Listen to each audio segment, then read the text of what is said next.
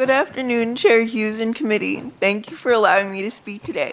My name is Amy Litzinger. I'm speaking against SB1 on behalf of myself and Texas Parent to Parent, a statewide nonprofit organization serving families of children with disabilities and special healthcare needs.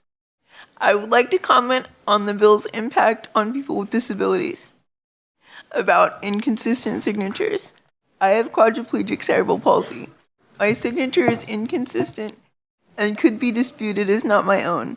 The bill says I would need to appear in order to validate my mail-in ballot. If someone has to vote by mail because they are homebound, how could they go in? Can't they just say on the phone that they remember signing the outside flap? I could send in 5 more that wouldn't match either. The way this reads is voter suppression because it does not accommodate for my disability. About the oath that helpers must take. The oath says that they are helping the person because they can't write or they can't see. Yet I can see and write, and that's not why my helpers are there. So my helpers would jeopardize themselves by taking the oath as it is written.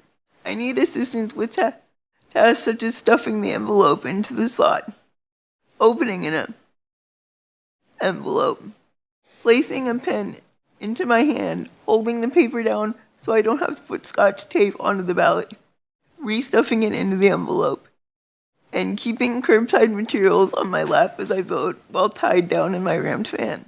All of these things are not included in the oath that people will have to sign.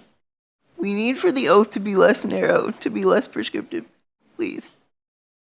About obtaining rides, it's especially problematic for a Capital Metro paratransit service driver who brings more than 3 people over the course of an election, or if the person that I hire works for more than one person with a disability, and we all choose to go vote. It's the cumulative numbers of people that use the vehicle that make the language problematic. And it's especially embarrassing if we have to turn down giving people a rammed ride. If I choose to vote curbside and everyone has to exit the vehicle but me, who's going to hold my materials, please don't tell me it's going to be a watcher. They don't need my needs, and I don't want them to see how I vote. All of these things are potential problems for a person with a disability using any of these options to vote. I vote in every election, and I have the right to continue doing so. But I suspect that the proposed legislation prevent me from using my voice and my vote and it being counted. Thank you for your time. May I answer any questions? Thank you, Amy. Members, questions? All right. Thank you for joining us today, Amy. Thank you, ma'am. Oh, I'm sorry, Senator Menendez. I did not see your request. Okay, Mr. Chairman. I thought Chairman Hughes might address some of Amy's questions. Amy, it was good to see you again. The last time I saw you was in Education Committee, and once, as always, excellent testimony.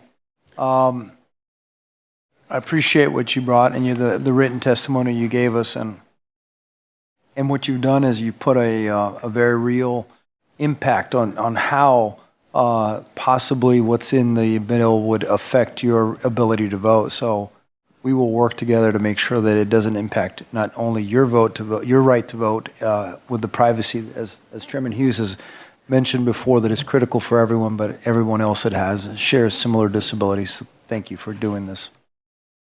Thank you, Mr. Chairman.